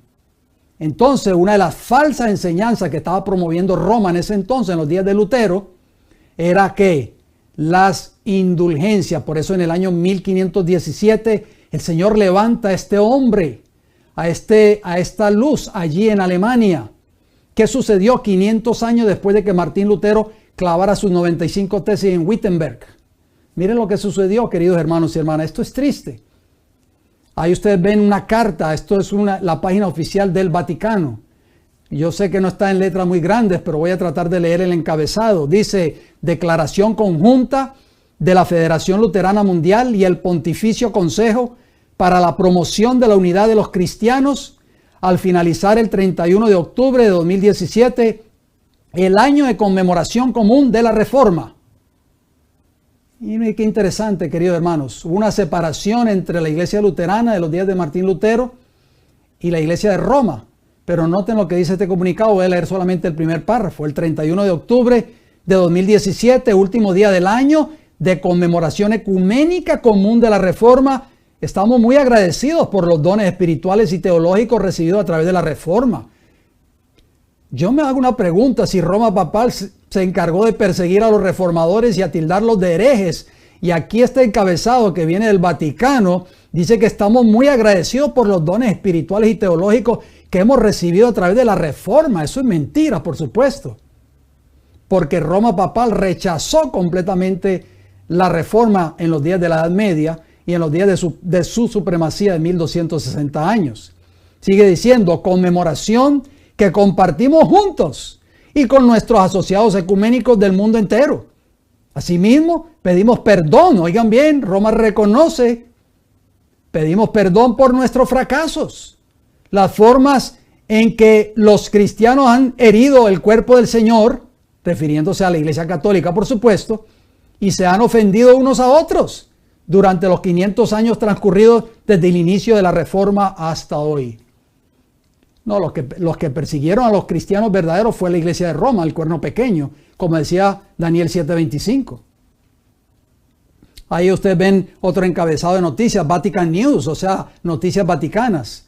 Interesante, miren el encabezado, dice: luteranos y católicos, con el ruego de Cristo al Padre, impulsar el ecumenismo al servicio del Evangelio. Si Martín Lutero estuviese vivo, yo creo que le da un ataque al corazón y se hubiese muerto inmediatamente, con esa firma o ese pacto que se firmó entre la unión ahora ya de la iglesia luterana y la iglesia de Roma papal, que persiguió a los cristianos por 1260 años. Significa que después de este evento ecuménico el papado dio fin a las indulgencias. Una de las 95 tesis que Martín Lutero clavó allí en la puerta de la iglesia del castillo en Wittenberg fue que estaba en contra de la Biblia, no Martín Lutero. La Biblia estaba en contra de las indulgencias que promovían Roma, porque eso era mucho dinero que le entraba a Roma papal en ese entonces, con la ignorancia del pueblo, porque les quitó la Biblia, la luz, la lámpara. Entonces, ¿qué ustedes creen? ¿Terminó esas indulgencias ya? ¿Terminaron cuando el papado recibió la herida de muerte? Vamos a ver. Elena G. White, ella escribió lo siguiente. Presten mucha atención a esta declaración, por favor. Sin embargo, esta unión no ocurrirá, oigan bien, esto que ustedes están viendo, esta unión entre luteranos y católicos y otras iglesias que se han unido ahora cristianas con el poder papal y que están envueltas en el movimiento del ecumenismo, dice que esta unión no ocurrirá por un cambio en el catolicismo. No es por el catolicismo que va a venir el cambio. Porque Roma, escuchen las palabras de esta mujer que escribió esto hace más de un siglo atrás. Porque Roma nunca cambia. Y yo lo subrayo, nunca cambia. Pretende ser infalible. Y hasta la fecha lo es. Los obispos de Roma tienen esa prerrogativa de que son infalibles. Quien cambiará será ¿quién? El protestantismo. Review and Herald, que era un periódico que se publicaba, esto fue una cita de ella, Review and Herald, 1 de junio de 1886. ¿Qué dice ahí? Ese encabezado de noticias: al paraíso vía Twitter. El Papa otorgará indulgencias a sus seguidores en las redes. ¿Cambió Roma, queridos hermanos y hermanas, después de que Martín Lutero clavó las 95 tesis en la iglesia de Wittenberg, allí en Alemania? No, Roma sigue dando indulgencia, pero ahora quizás no en documentos, pero ahora a través de las redes sociales. Usted quiere un perdón del Papa Francisco, por Twitter se lo manda esa indulgencia. Qué triste, ¿verdad, queridos hermanos? Por eso es que Daniel preguntó: ¿hasta cuándo va a seguir esto? ¿Hasta cuándo va a prevalecer esta abominación desoladora? ¿Hasta cuándo el cuerno pequeño va a echar por tierra la verdad del santuario y de la verdad de la palabra de Dios? Y Daniel recibió la respuesta: hasta 2300 tardes y mañanas, Daniel. Es un periodo que Jehová le ha dado a este poder papal en esta tierra, y levantará al final de este periodo profético un pueblo que levantará este estandarte. El tiempo de la profecía de Daniel 8:14 continuaba corriendo. Entonces, contemos del año 538 y detengámonos en el año 1534. ¿Y por qué me detengo en ese año? Bueno, 996 años iban de supremacía papal en la tierra, y 17 años después que Martín Lutero clavara las 95 tesis en Wittenberg, oigan bien, Satanás se levanta de nuevo para contrarrestar la obra de Martín Lutero y la reforma protestante. Por supuesto, Satanás estaba detrás de todo eso, pero el plan macabro que lo pone en acción es el cuerno pequeño, o sea, el poder papal en esta tierra. ¿Qué sucedió? Bueno, Ignacio de Loyola, hoy canonizado santo por la Iglesia Católica, fue el fundador en el año 1534 de la Compañía de Jesús, conocida como los jesuitas, cuyo único objetivo era ¿qué? Desbaratar y destruir el protestantismo. ¿Qué les parece a ustedes? El tiempo de la profecía de Daniel 8:14 continuaba corriendo. Si vamos comenzamos en el año 538, yo siempre pongo ese año porque fue el año que el obispo de Roma o el papado tomó el poder en esta tierra, el asiento de su poder, iglesia de Estado juntos. Y avanzamos hasta el año 1620. Después de 1082 años de supremacía papal, un grupo de peregrinos perseguidos llegan a playas de Norteamérica. ¿En qué año, queridos hermanos y hermanas? Si usted conoce un poquito de historia, eso lo aprendemos cuando vamos a la escuela allí en high school o en escuela superior en este país, escuela historia de Estados Unidos, año 1620. ¿Qué ocurrió en ese año? Bueno, la embarcación Mayflower, o sea, Flor de Mayo, zarpó de Inglaterra en el año 1620, en plena supremacía papal, porque no había terminado el periodo de supremacía papal, porque terminó en 1798. Los 1260 años de Daniel 7:25. Llegaron estos peregrinos a tierra inhabitada. Recuerdan, esto todo está en la historia de Norteamérica, si ustedes no lo sabían. La nave que partió de Inglaterra en septiembre de 1960, con 102 pasajeros, muchos de los cuales eran peregrinos protestantes que huían de la persecución religiosa en Europa, se convirtió en un símbolo de la cultura y de la identidad de esta nación, o sea, de Estados Unidos. Salieron de Plymouth, desde el muelle de Sutton Harbor, el 6 de septiembre, y consiguieron arribar a playas de Norteamérica el 11 de noviembre de 1620. Sin contar a la tripulación, el barco transportó a 102 pasajeros que fueron los primeros colonos que se establecieron en la costa de Massachusetts, formando la colonia de Plymouth. Apocalipsis 12:6 estaba profetizado por la palabra de Dios, si usted no lo sabía. Leamos Apocalipsis 12:6. Y la mujer, está hablando de una profecía bíblica, por supuesto. En profecía bíblica es la iglesia. Huyó ¿a dónde? Al desierto, o sea, de la persecución papal en Europa a una tierra deshabitada o desierta, donde tiene lugar preparado por Dios. Jehová preparó a Estados Unidos. ¿Por qué preparó a este país? Ya lo vamos a ver. Para que allí la sustenten por 1260 días. ¿A dónde llegó esa iglesia perseguida? A playas de Norteamérica. ¿En qué año, queridos hermanos y hermanas? En el año 1620 comenzaron a llegar los primeros peregrinos perseguidos allí por religión en Europa, porque eran hombres y mujeres cristianos, hombres fieles a la palabra de Dios. Y la Biblia decía que esa mujer iba a llegar a un desierto, o sea, una tierra deshabitada. Y Dios la iba a sostener, la iba a proteger a esa iglesia en este país de Norteamérica. Cuando los primeros peregrinos pisaron playas de Norteamérica, queridos hermanos y hermanas, esta tierra era prácticamente un desierto. Era una tierra deshabitada completamente, tal y como dice la profecía de Apocalipsis 12:6 que acabamos de leer. El tiempo de la profecía de Daniel 8:14 continuaba corriendo. Ahora llegamos desde el año 538 al año 1798. ¿Qué sucede allí? Terminan los 1260 años de supremacía papal o los 3 tiempos y medio de Daniel 7:25. Dios pone fin al largo periodo de la tiranía de Roma papal en esta tierra. ¿Qué sucedió en 1798? Usted se preguntará. Bueno, ¿qué le sucedió al poder papal después de los 1260 años de su supremacía en Europa? Leamos, por favor. Apocalipsis 13:3. También estaba profetizado en el libro de Apocalipsis. Vi una de sus cabezas como herida de muerte. O sea, una de esas cabezas representada por esa bestia que sube del mar es herida de muerte. Vamos a ver qué sucedió.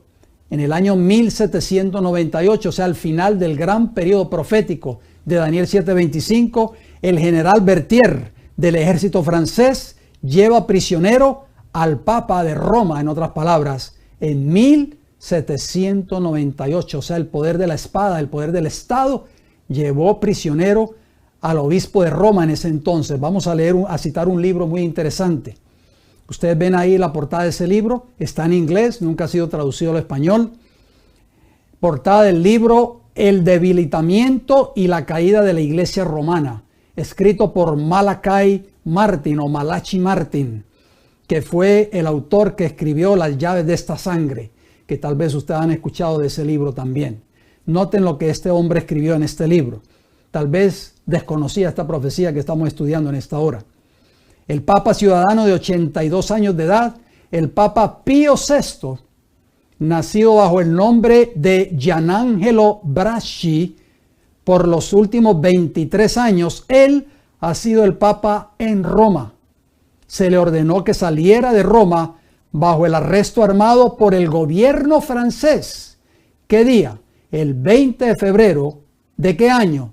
De 1798 se cumplió al pie de la letra la profecía o el periodo profético de Daniel 7:25, permitiéndosele traer 2 asistentes y un doctor pero no comida, no dinero, no ropas adicionales. Dicho sea de paso, este obispo de Roma, Pío VI, murió en el exilio, allí en Francia. El debilitamiento y la caída de la iglesia romana, página 228. Apocalipsis 13:10. Estaba profetizado, todo esto estaba profetizado, queridos hermanos y hermanas. Por eso es que Satanás no quiere que ustedes y yo estudiemos la palabra de Dios. ¿Qué dice Apocalipsis 13:10? Y yo agrego ahí muchas palabras en corchetes para que ustedes entiendan mejor el texto.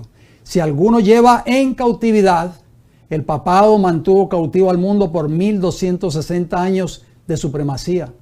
Va en cautividad. Se cumplieron estas palabras en 1798. El papado fue llevado cautivo, o sea, el obispo de Roma, por el gobierno francés. Si alguno mata a espada, o sea, 1260 años de persecución y muerte en contra de la iglesia por parte del poder papal, porque Roma papal durante ese periodo de 1260 años tenía el poder del Estado y el poder de la iglesia a la misma vez. O sea, era un poder político religioso. A espada debe ser muerto. O sea, el poder civil francés cumplió esta profecía llevando arrestado a Francia al obispo de Roma en 1798, propinándole así una herida de muerte al poder papal. El tiempo de la profecía de Daniel 8:14 continuaba. Si partimos de nuevo del año 538 después de Cristo y llegamos al año 1776, ¿qué sucedió allí? Después de 1238 años de supremacía papal y 22 años antes de que el poder papal recibiese su herida de muerte, Dios estaba ya levantando una nación, Estados Unidos de Norteamérica, que sería la depositaria de la luz de la verdad, del mensaje del Evangelio eterno y el mensaje de los tres ángeles para ser llevado al mundo. ¿En qué año? 1776. ¿Conoce usted, querido hermano y hermana, si es ciudadano de este país, qué ocurrió en 1776? Usted lo debe saber. Bueno, ustedes ven ahí ese cuadro. Firma de la Declaración de la Independencia de los Estados Unidos de América. ¿En qué año? 1776. Estados Unidos fue fundado por 13 colonias británicas a lo largo de la costa atlántica.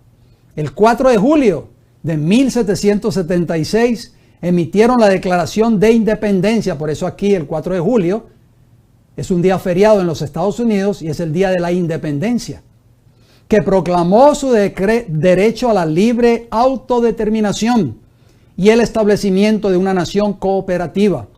Los estados rebeldes derrotaron al Imperio Británico en la Guerra de Independencia. La Constitución de los Estados Unidos fue adoptada, ¿qué día? El 17 de septiembre de 1787. Y yo agrego ahí entre corchetes, 11 años antes de que el papado recibiese su herida mortal en 1798. Su ratificación al año siguiente hizo a los estados parte de una sola república con un gobierno central fuerte. La Carta de Derechos, o sea, en inglés se dice We the People, que comprende 10 enmiendas constitucionales que garantizan muchos derechos civiles fundamentales y las libertades, fue ratificada en 1791. O sea, 7 años antes de que el papado recibiera su herida de muerte en 1798, ya Dios estaba preparando el terreno para levantar una nación en esta tierra, para que esta nación se encargara de levantar de nuevo ese estandarte que estuvo prácticamente sepultado durante 1260 años en Europa a través del poder papal. Wikipedia.com. Las palabras del ángel Gabriel al profeta Daniel iban a resonar hasta el tiempo del fin. Daniel 8:14, y él dijo, hasta 2300 tardes y mañanas, luego el santuario será purificado. No te preocupes, Daniel, Dios está en control de lo que toma lugar en esta tierra. Yo sé que el periodo del poder papal va a ser largo. Yo sé que va a echar por tierra la verdad de las Sagradas Escrituras y la verdad del santuario, y la va a reemplazar con teorías de su propia creación o con falsas doctrinas. Pero yo voy a levantar una nación en esta tierra. Voy a levantar un pueblo de esa nación que va a levantar este estandarte, Daniel, nuevamente, que lleva consigo la verdad del mensaje del Evangelio eterno y la verdad del mensaje de los tres ángeles. El tiempo restante de la profecía de Daniel 8:14, año 34 después de Cristo, al año 1844, nos da un total de 1810 años. O sea, 70 semanas o 490 años, más 1810 años es igual a 2300 años de Daniel capítulo 8, versículo 14. ¿Qué haría Jehová al acercarse la fecha histórica de 1844, el punto culminante de la profecía de las 2300 tardes y mañanas de Daniel 8:14? ¿Qué iba a hacer Jehová cuando ese periodo del cumplimiento ya había levantado esta nación? Ya esta nación prácticamente con 13 colonias estaba naciendo en el cuadro profético de esta gran profecía de las 2300 tardes y mañanas. Pero cuando el tiempo del cumplimiento de esa profecía se estaba acercando, ¿qué iba a hacer Jehová? Vamos a leerlo, por favor. Satanás trató de frenar la obra del protestantismo y la reforma en Europa por medio de los jesuitas de Roma. Cristo dijo que Satanás no ha permanecido en la verdad porque no hay verdad en él. Cuando habla mentira, de suyo habla porque es mentiroso y padre de mentira, de acuerdo a Juan 8:44.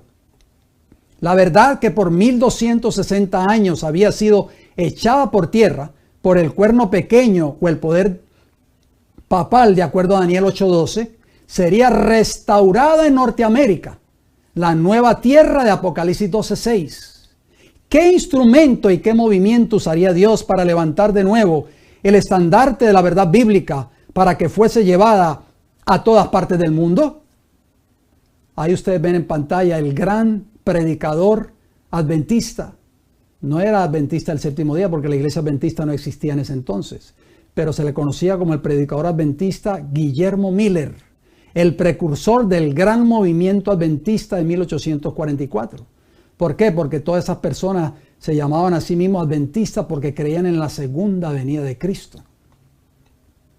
Guillermo Miller fue un predicador bautista estadounidense a quien se le atribuye el comienzo del movimiento religioso norteamericano de mediados del siglo XIX, conocido como millerismo. Nació el 15 de febrero ¿de qué año? De 1782 en Pittsfield, en Massachusetts. Y yo pongo ahí entre corchetes 16 años antes que el papado recibiera su herida de muerte. Ya el Señor estaba preparando el terreno aquí en esta tierra de libertad, en esta tierra que abrió las puertas a esa mujer perseguida en Europa. En 1798, cuando el papado recibe su herida de muerte, Guillermo Miller tenía 16 años. ¿Cómo sigue diciendo la nota? Murió el 20 de diciembre de 1849 en Lohampton, Nueva York. O sea, 5 años después de terminar el periodo profético de Daniel 8:14. Wikipedia.com. Elena G. de White escribió lo siguiente: esperó, o sea Miller, durante 9 años, la carga aún presionando su alma, hasta que en 1831, a los 49 años, o sea 13 años antes de la fecha histórica de 1844, por primera vez dio públicamente las razones de su fe. Guillermo Miller fue llamado a dejar su arado, era un agricultor en otras palabras, y abrir al pueblo los misterios del reino de Dios. O sea, Dios usó un instrumento sencillo. Te puede usar a ti, me puede usar a mí hoy en este tiempo del fin. Con temblor entró en su trabajo, guiando a sus oyentes paso a paso a través de los periodos proféticos hasta la segunda aparición de Cristo. El conflicto de los siglos, edición 1888, página 331, capítulo 18. Miller escribió, noten lo que escribió este gran hombre, este precursor del gran movimiento adventista. Si el final estaba tan cerca, porque él creía que al final de este gran periodo profético de las 2300 tardes y mañanas, Cristo iba a venir en 1844, por eso ocurrió el gran chasco adventista. Dice, si el final estaba tan cerca, era importante que el mundo lo supiera, dijo Miller. Supuse que provocaría la oposición de los impíos, pero nunca pasó por mi mente que ningún cristiano se opondría. Supuse que todos se alegrarían tanto en vista de la gloriosa expectativa que solo sería necesario presentarlo para que lo recibieran. cuando estaba en mis obligaciones, o sea, cuando él estaba trabajando, por así decirlo, sonaba continuamente en mis oídos: ve y cuéntale al mundo de su peligro. Pero aún así fui conmovido. Ve y díselo al mundo: su sangre requeriré de tu mano. Esta declaración se encuentra en un libro que se llama Acontecimientos de la vida de Jaime White, páginas 56 y 57. Satanás quiso desaparecer este gran movimiento adventista en 1844. ¿De qué manera? Usted se preguntará. Bueno, en 1848 las hermanas Fox se comunicaron por primera vez con espíritus de los muertos, pero fue Andrew Jackson Davis quien fue poseído por un poder, luego transportado a unos montes donde recibió sus instrucciones de espíritus. ¿En qué año? En 1844. Ya el espiritismo comenzó a tomar poder en esta tierra. Satanás levantó este movimiento para contrarrestar el gran movimiento adventista cuando llegó la fecha de 1844, el cumplimiento de la profecía de las 2300 tardes y mañanas. Karl Marx. El comunismo tuvo sus orígenes en Karl Marx y Friedrich Engels, quienes escribieron extensivamente desde 1840 en adelante.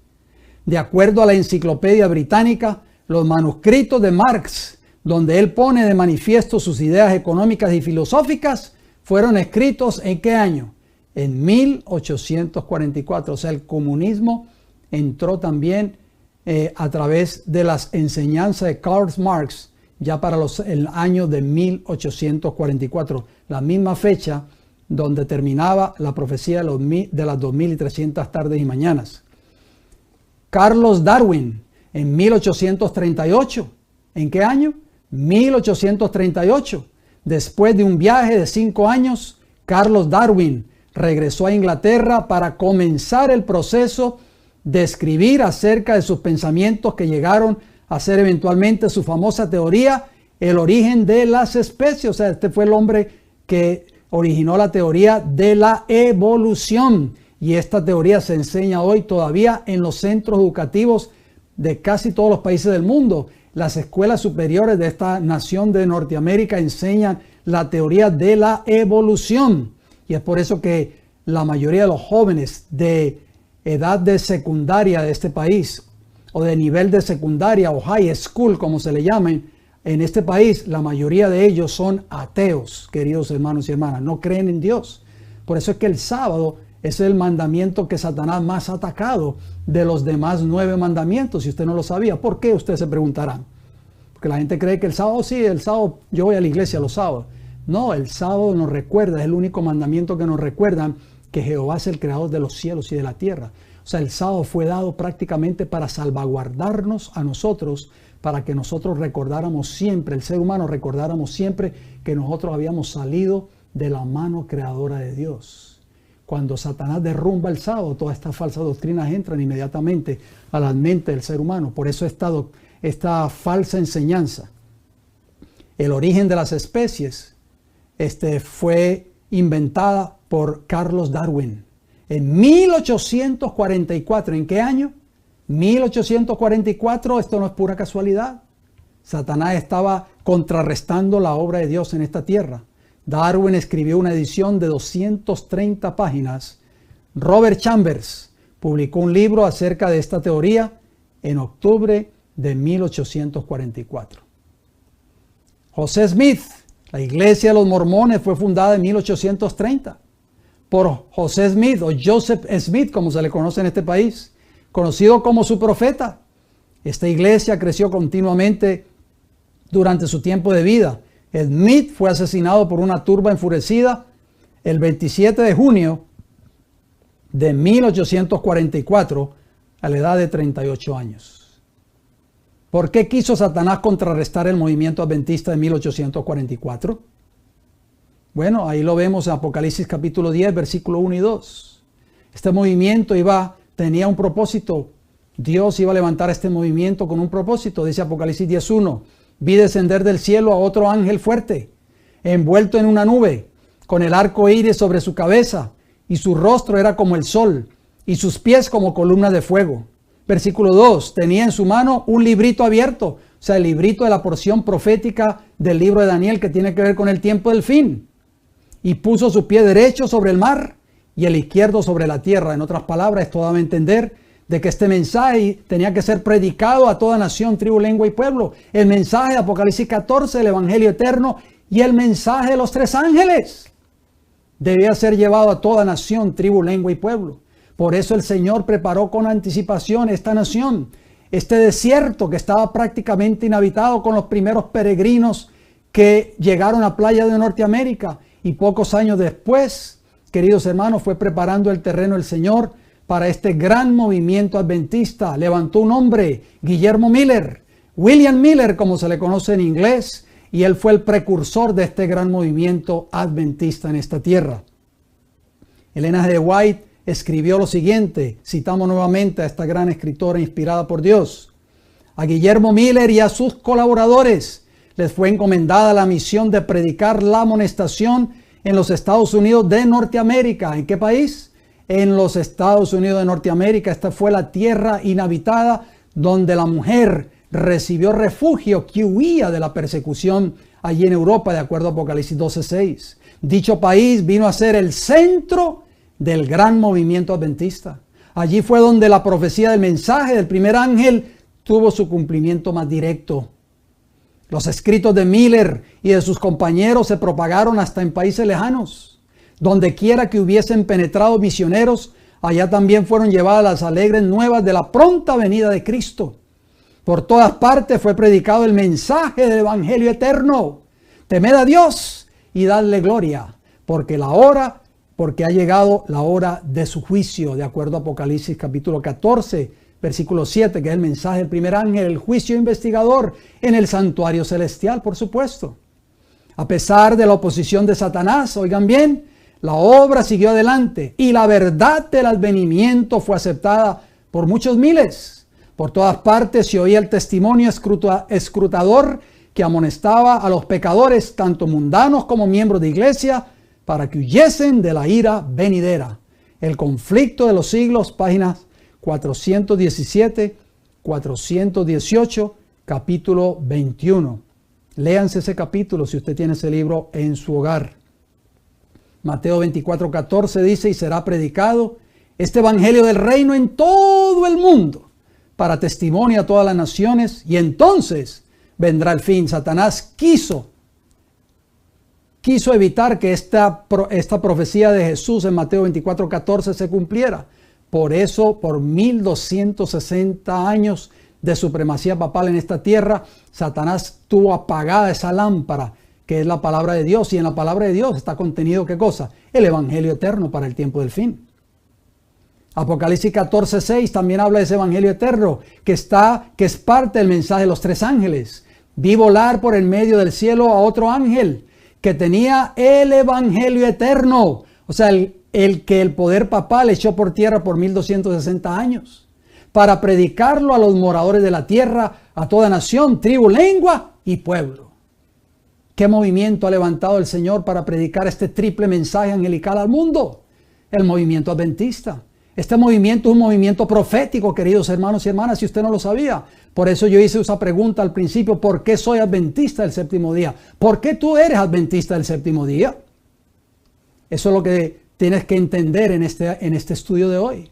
Dios te ha llamado a ti, querido hermano y hermana que me escucha en esta hora, para levantar de nuevo este estandarte. Este estandarte que estuvo prácticamente enterrado por 1260 años de supremacía papal en esta tierra. El Señor levantó un hombre en esta tierra de libertad, Guillermo Miller o William Miller. Y a través de este hombre tuvo como el comienzo en esta tierra el gran movimiento adventista. Y de ese movimiento adventista surgió lo que conocemos hoy, la Iglesia Adventista del Séptimo Día. Pero yo hago una pregunta, si usted es de la fe adventista y me está escuchando en esta hora, la iglesia a la cual usted asiste, usted escucha este mensaje de los tres ángeles a través de los predicadores o ministros de su iglesia.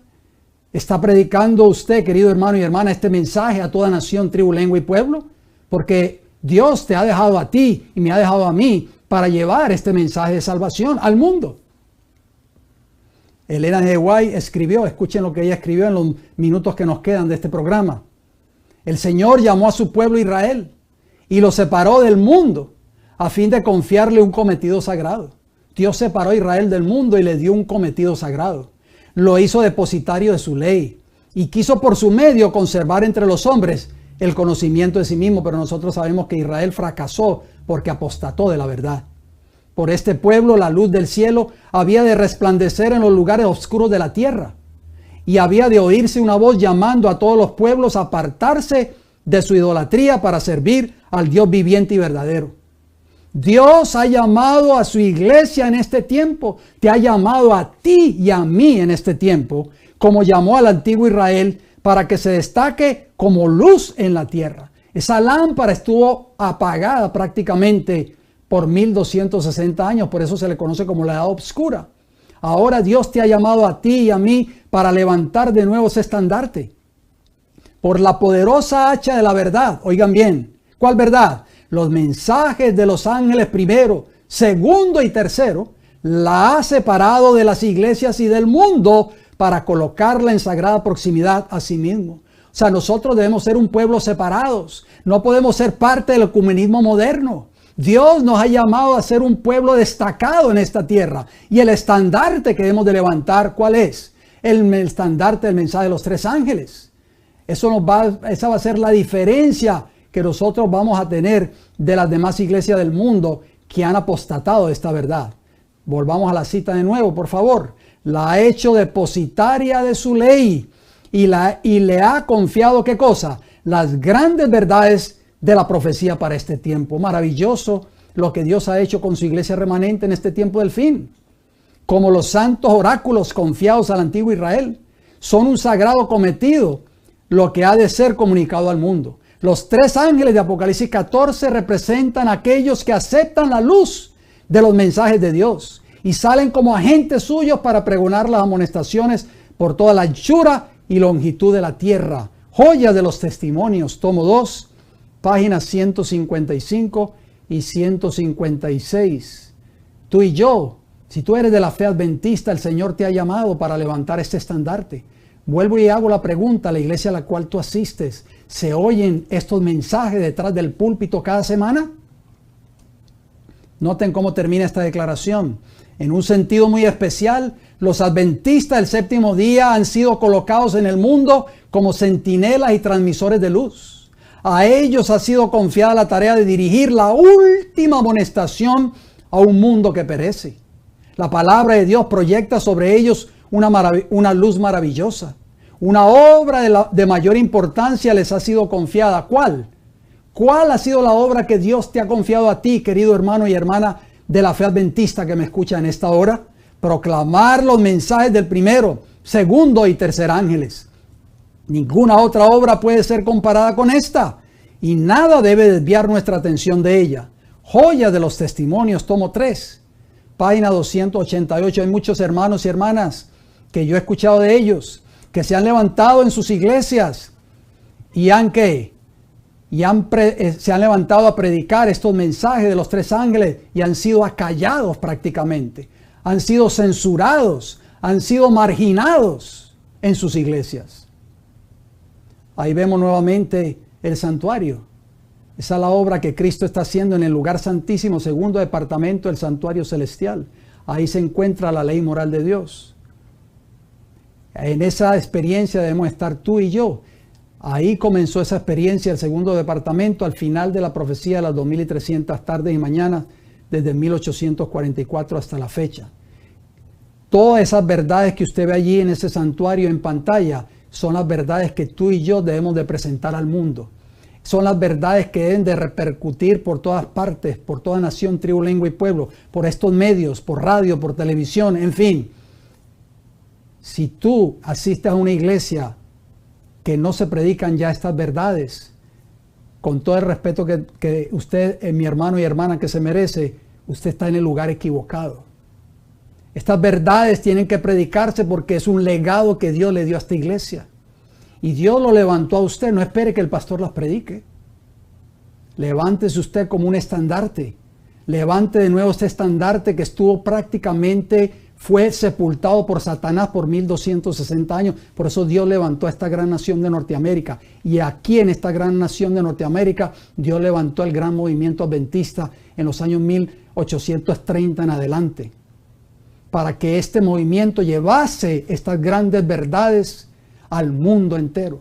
Y Dios te hará responsable a ti y a mí de estas verdades que nos fueron dadas. Pero muchos hoy han querido predicar estas verdades en sus iglesias, han sido silenciados por sus ministros y por sus líderes religiosos. ¿Eres tú uno de ellos? ¿Estás esperando que el pastor predique estas verdades en tu iglesia? Pasan sábados y sábados y sábados, meses y años, y estas verdades ya no se escuchan desde los púlpitos de muchas de las iglesias del mundo profeso o del pueblo profeso de Dios en este tiempo, la iglesia adventista del séptimo día. ¿Qué harás tú, querido hermano y hermana, que me escucha en esta hora? Ese gran movimiento adventista, esos grandes pioneros adventistas, distribuyeron estas verdades por todas partes del mundo como hojas de otoño, a través de la página impresa. No existía en esos tiempos, no existía ni la radio, ni la televisión, ni las redes sociales. Solo era la página impresa. Y aún así estos hombres y mujeres dieron sus vidas por estas grandes verdades. Hoy el pueblo de Dios no predica estas grandes verdades. No se escuchan estas grandes verdades en las iglesias adventistas. Lo único que se escuchan es cuentos, anécdotas e historias detrás de los púlpitos de cada iglesia, cada sábado, tristemente. La palabra de Dios es nuestra única regla segura de fe. Es conocida como nuestra lámpara que ha de alumbrar nuestro camino de salvación. Vayamos a la palabra de Dios. La palabra de Dios nos dice: id y predicad este evangelio eterno a toda nación, tribu, lengua y pueblo. Nuestra única regla segura, ¿cuál es? El estudio diario de la palabra de Dios y la oración.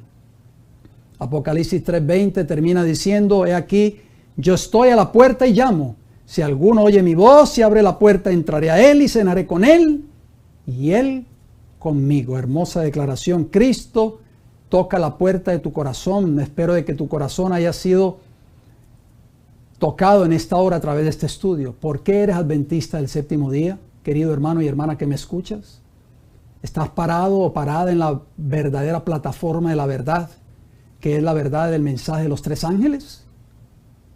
¿O estás escuchando fábulas e historias entretenedoras en tu iglesia cada sábado?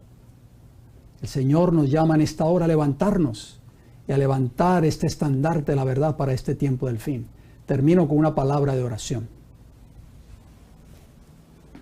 Querido Padre Celestial, gracias, Señor, por su palabra. Gracias por usted haber abierto esta tierra de libertad, esta tierra de Norteamérica. Y gracias porque a través de esta tierra el gran movimiento adventista, Señor, tuvo su nacimiento y tuvo su lugar. Y Dios levantó a esta iglesia para que llevase un mensaje de amonestación al mundo que perece en pecado e en ignorancia. Ayúdanos a ser parte de este gran movimiento, a predicar este mensaje de los tres ángeles a toda nación, tribu, lengua y pueblo. Decía esta declaración que leímos anteriormente. Elena G. White decía que nosotros hemos sido apartados del mundo, de las iglesias del mundo, y Dios nos ha dado un cometido sagrado para llevar al mundo. Pero tristemente, hoy en este tiempo vemos que el ecumenismo está trayendo a sus brazos a todas estas iglesias cristianas. El ecumenismo papal está trayendo a todas estas iglesias cristianas, incluyendo la iglesia adventista del séptimo día, tristemente. Por eso el Señor está levantando hoy a hombres y mujeres fieles como Guillermo Miller, para que lleven este mensaje de salvación al mundo. Ojalá que las personas que han de escuchar este mensaje hoy puedan formar parte de esos hombres y mujeres fieles, que han de unirse a un pueblo verdadero que ha de levantar este estandarte de la verdad del mensaje de los tres ángeles. Gracias, Señor, por escucharnos, se lo pedimos todo y le damos las gracias en el nombre de Cristo Jesús. Amén, Señor. Muy bien, queridos hermanos y hermanas, espero de que este estudio de hoy haya sido de mucha bendición, que podamos reflexionar en la pregunta: ¿por qué soy adventista del séptimo día? ¿Te consideras tú un verdadero adventista del séptimo día? ¿O una verdadera adventista del séptimo día? Esa pregunta se la va a responder usted mismo. Yo no puedo responderle a esa pregunta. Mañana, Dios mediante, mañana sábado, con el favor del Señor, recuerden, estaremos saliendo de nuevo en vivo por nuestras plataformas, El Heraldo del Tercer Ángel en YouTube, en Facebook y en Rumble. A partir de las 11 de la mañana o un poco después de las 11, hora del este de los Estados Unidos, estaremos transmitiendo desde nuestra iglesia local. Vamos a poner la dirección ahí en pantalla para que usted anote la dirección si de pronto no ha anotado esa dirección todavía. Si de pronto usted está visitando el estado de la Florida o está cerca de la ciudad de Tampa, nos encantaría que nos visitase y se congregase con nosotros para que podamos estudiar estas grandes verdades que Dios tiene para su pueblo en este tiempo del fin. Así que las puertas de nuestra iglesia estarán abiertas con el favor del Señor. A partir de las 9 de la mañana comenzamos con un hermoso servicio de canto para alabar al nombre del Creador de los cielos y de la tierra en su verdadero día de reposo, el sábado de Jehová. Me resta decirles, queridos hermanos y hermanas, gracias por su atención, gracias por su fiel sintonía. Si Dios me da el don de la vida, nos reencontraremos el próximo viernes a la misma hora. Bendiciones para todos.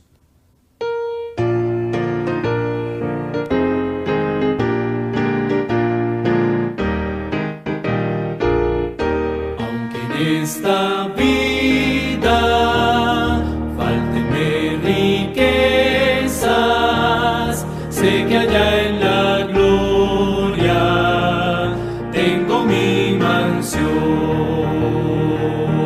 Alma tan perdida entre las pobrezas de mi Jesucristo, tuvo compasión. Más allá del sol, más allá del sol, yo tengo un hogar, hogar, bello hogar, más allá del sol, más allá del sol, más allá del sol, yo tengo un hogar, hogar, bello hogar, más allá del sol. Así por el mundo yo voy caminando, pruebas me rodean y hay tentación, pero Jesucristo,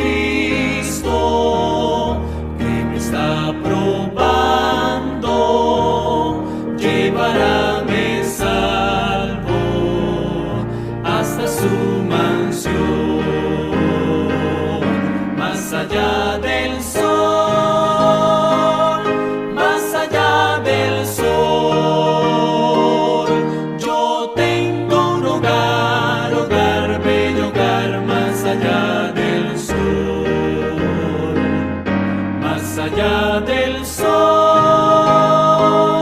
más allá del sol, yo tengo un hogar, hogar, bello hogar, más allá del sol. Cristo a cada raza del linaje humano puede impartirle plena salvación. Y una bella casa hecha por su mano fue a prepararle a la santación. Más allá del sol, más allá del sol, yo tengo un hogar, hogar, bello hogar, más allá del sol, más allá del